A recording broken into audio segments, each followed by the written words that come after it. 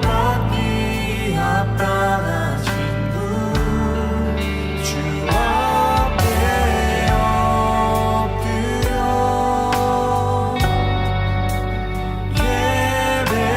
예배합니다.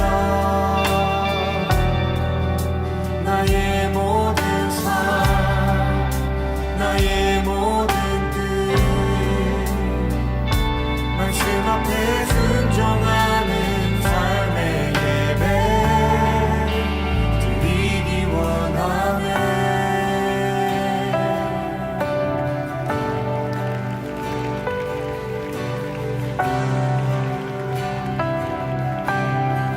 나를 위한 예배 아닌 나를 위한 예배 아닌 주님 뜻을 향한 예배 마음과 정성 다하여서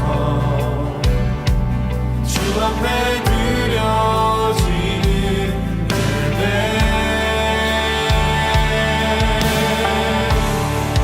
주 앞에 엎드려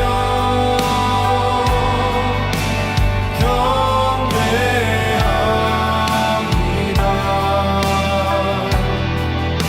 온전한 예배 내 맘의 예배 내 모든 것 받기 합당하신 분 주 앞에 엎드려 예배합니다. 나의 모든 삶 나의 모든 뜻 말씀 앞에 순종하는 삶의 예배 드리기 원하네.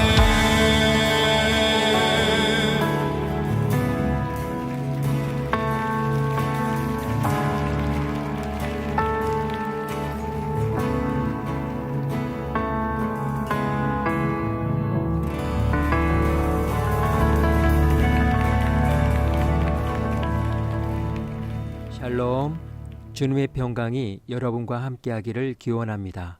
오늘 성경 읽기와 말씀 묵상을 통해 하나님의 말씀을 깨닫는 지혜와 기도하고 간구하는 모든 것들 위해 응답의 열매가 충만하기를 소망합니다. 오늘 성경 읽기 내비게이션은 에스겔 12장, 에스겔의 무언극입니다. 또 여호와의 말씀이 내게 임하여 이르시되 인자야, 네가 반역하는 족속 중에 거주하는도다. 그들은 볼 눈이 있어도 보지 아니하고 들을 귀가 있어도 듣지 아니하나니 그들은 반역하는 족속임이라. 인자야, 너는 포로의 행장을 꾸리고 낮에 그들의 목전에서 끌려가라. 네가 내 초소를 다른 곳으로 옮기는 것을 그들이 보면 비록 반역하는 족속이라도 혹 생각이 있으리라. 너는 낮에 그들의 목전에서 내 포로의 행장을 밖에 내놓기를 끌려가는 포로의 행장같이 하고 저물 때 너는 그들의 목전에서 밖으로 나가기를 포로 되어가는 자같이 하라. 너는 그들의 목전에서 성벽을 뚫고 그리로 따라 옮기되 캄캄할 때 그들의 목전에서 어깨에 메고 나가며 얼굴을 가리고 땅을 보지 말지어다. 이는 내가 너를 세워 이스라엘 족속에게 징조가 되게 함이라. 내가 그 명령대로 행하여 낮에 나의 행장을 끌려가는 포로의 행장같이 내놓고 저물 때에 내 손으로 성벽을 뚫고 캄캄할 때에 행장을 내다가 그들의 목전에서 어깨에 메고 나가니라. 이튿날 아침에 여호와의 말씀이 또 내게 임하여 이르시되 인자야, 이스라엘 족속 곧 그 반역하는 족속이 내게 묻기를 무엇을 하느냐 하지 아니하더냐. 너는 그들에게 말하기를 주 여호와의 말씀에 이것은 예루살렘 왕과 그 가운데 있는 이스라엘 온 족속에 대한 묵시라 하셨다 하고 또 말하기를 나는 너희 징조라. 내가 행한 대로 그들도 포로로 사로잡혀 가리라. 무리가 성벽을 뚫고 행장을 그리로 가지고 나가고 그 중에 왕은 어두울 때에 어깨에 행장을 메고 나가며 눈으로 땅을 보지 아니하려고 자기 얼굴을 가리리라 하라. 내가 또 내 그물을 그의 위에 치고 내 올무에 걸리게 하여 그를 끌고 갈대아 땅 바벨론에 이르리니 그가 거기에서 죽으려니와 그 땅을 보지 못하리라. 내가 그 호위하는 자와 부대들을 다 사방으로 흩고 또 그 뒤를 따라 칼을 빼리라. 내가 그들을 이방인 가운데로 흩으며 여러 나라 가운데에 해친 후에야 내가 여호와인 줄을 그들이 알리라. 그러나 내가 그중 몇 사람을 남겨 칼과 기근과 전염병에서 벗어나게 하여 그들이 이르는 이방인 가운데에서 자기의 모든 가증한 일을 자백하게 하리니 내가 여호와인 줄을 그들이 알리라. 여호와의 말씀이 또 내게 임하여 이르시되 인자야, 너는 떨면서 내 음식을 먹고 놀라고 근심하면서 내 물을 마시며 이 땅 백성에게 말하되 주 여호와께서 예루살렘 주민과 이스라엘 땅에 대하여 이르시기를 그들이 근심하면서 그 음식을 먹으며 놀라면서 그 물을 마실 것은 이 땅 모든 주민의 포악으로 말미암아 땅에 가득한 것이 황폐하게 됨이라. 사람이 거주하는 성읍들이 황폐하며 땅이 적막하리니 내가 여호와인 줄을 너희가 알리라 하셨다 하라. 여호와의 말씀이 또 내게 임하여 이르시되 인자야, 이스라엘 땅에서 이르기를 날이 더디고 모든 묵시가 사라지리라 하는 너희의 이 속담이 어찌 됨이냐. 그러므로 너는 그들에게 이르기를 주 여호와께서 이같이 말씀하시기를 내가 이 속담을 그치게 하리니 사람이 다시는 이스라엘 가운데서 이 속담을 사용하지 못하리라 하셨다 하고 또 그들에게 이르기를 날과 모든 묵시의 응함이 가까우니 이스라엘 족속 중에 허탄한 묵시나 아첨하는 복술이 다시 있지 못하리라 하라. 나는 여호와라. 내가 말하리니 내가 한 말이 다시는 더디지 아니하고 응하리라. 반역하는 족속이여, 내가 너희 생전에 말하고 이루리라. 나 주 여호와의 말이니라 하셨다 하라. 여호와의 말씀이 또 내게 임하여 이르시되 인자야, 이스라엘 족속의 말이 그가 보는 묵시는 여러 날 후의 일이라. 그가 멀리 있는 데에 대하여 예언하였다 하느니라. 그러므로 너는 그들에게 이르기를 주 여호와의 말씀에 나의 말이 하나도 다시 더디지 아니할지니 내가 한 말이 이루어지리라. 나 주 여호와의 말이니라 하셨다 하라.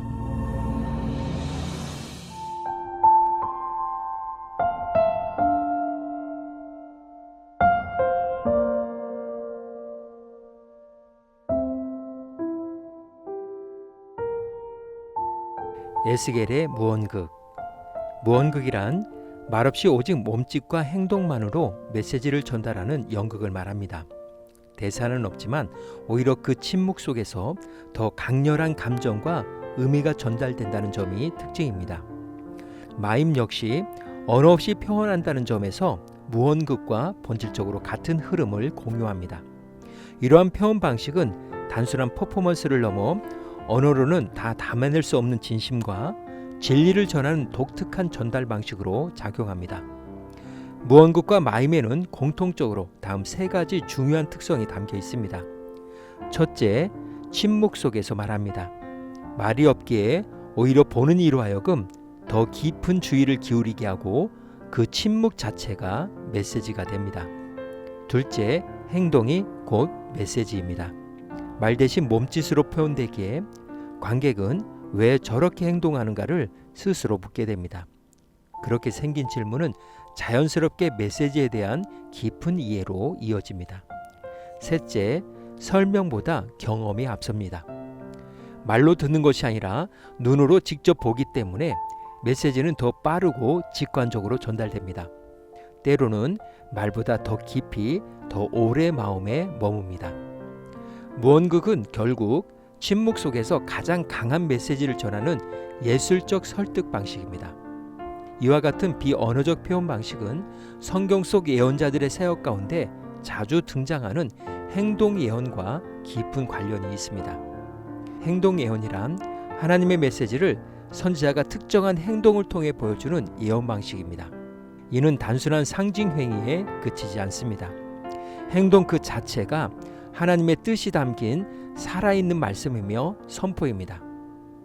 특히 에스겔서에는 이런 행동 예언이 극적으로 반복적으로 나타납니다. 4장에서는 그가 벽돌 위에 예루살렘을 그려놓고 포위하는 장면을 연기하며 성의 멸망을 시각적으로 예고합니다. 24장에서는 사랑하는 아내가 죽었는데도 애통하지 말라는 하나님의 명령을 받습니다. 이는 이스라엘이 성전의 파괴를 당해도 아무런 애통 없이 무감각할 것임을 상징합니다. 12장에서도 마찬가지였습니다. 에스겔의 모든 행동은 침묵 속에 울려 퍼진 하나님의 외침이었고 그의 온몸은 하나님의 메시지를 살아내는 복음의 무대가 되었습니다. 오늘 에스겔 12장의 주제어는 에스겔의 무언극입니다. 하나님께서는 듣기를 거부하는 백성을 향해 이번에는 말씀하지 않기로 하셨습니다. 대신 한 사람을 통해 말씀이 아니라 삶으로 메시지를 보여주기로 하셨습니다. 그 사람은 바로 에스겔입니다. 하나님이 에스겔에게 명령하셨습니다. 백성들 앞에서 짐을 싸고 떠나는 신용을 하라 하셨으며 밤이 되면 성벽을 뚫고 얼굴을 가린 채 포로처럼 나가라 하셨습니다. 에스겔은 아무 말 없이 말씀하신 그대로 행했습니다. 그의 행동은 설명 없는 연극, 곧 하나님의 무언극이었습니다. 그러나 백성들은 그를 이해하지 못했습니다. 왜 저렇게까지 하나? 그저 상징일 뿐이지 실제로 벌어질 일은 아닐 거야. 그들은 심판을 미루었고 예언을 가볍게 여겼습니다. 하지만 에스겔은 이것이 단순한 퍼포먼스가 아니라 하나님의 절박한 메시지라는 사실을 알고 있었습니다. 그는 짐을 싸며 경고를 보였고 성벽을 뚫으며 다가올 심판을 드러냈으며 얼굴을 가리고 나아가며 포로의 운명을 몸으로 예고했습니다. 그리고 하나님께서는 분명히 선언하셨습니다. 내 말이 다시는 더디지 아니하고 말한 바 말이 이루어지리라. 하나님의 말씀은 단 한순간도 멈춘 적이 없습니다. 단지 인간의 눈에는 더디게 보일 뿐 그분의 말씀은 지금 이 순간에도 끊임없이 정확하게 이루어지고 있습니다. 에스겔은 그날 밤 이후로도 말보다는 행동으로 살았습니다. 그의 삶 전체가 예언이었고 그의 존재 자체가 하나님의 메시지였습니다. 문제는 언제나 같습니다. 백성이 그 말씀을 보려 하지 않았고 하나님의 행동 속에 담긴 뜻을 읽으려 하지 않았다는 것입니다. 오늘을 살아가는 우리에게도 질문을 던집니다. 너는 무엇을 보여주며 살고 있는가? 너의 말보다 너의 삶은 어떤 복음을 말하고 있는가? 하나님은 지금도 보여줄 사람을 찾고 계십니다. 말보다 앞서는 순종, 설명보다 깊이 있는 삶, 그것이 오늘을 향한 가장 강력한 예언입니다. 우리의 일상 동안 하나님의 무언극이 될 수 있습니다. 누군가에게는 우리가 보여주는 사랑, 인내, 정직, 용서가 복음 그 자체가 될 수 있습니다. 하나님은 지금도 에스겔처럼 살아가는 사람을 통해 말씀하시고 보여주시고 경고하고 계십니다. 오늘 구약성경에 기대비 계신 하루 성경은 에스겔 12장 에스겔의 무언극이었습니다. 이 시간 기도의 자리로 나아갑니다. 오늘도 하나님은 우리를 이 시대에 보여주는 사람으로 부르십니다. 기도를 말하면서 용서하지 않고 사랑을 말하면서 외면한다면 우리의 신앙은 점점 설득력을 잃어갑니다. 세상은 우리가 무엇을 믿는지보다 그 믿음대로 어떻게 사는지를 통해 하나님을 바라봅니다. 이제 말씀의 교훈을 마음에 새기며 삶으로 드리는 기도의 자리로 나아갑니다.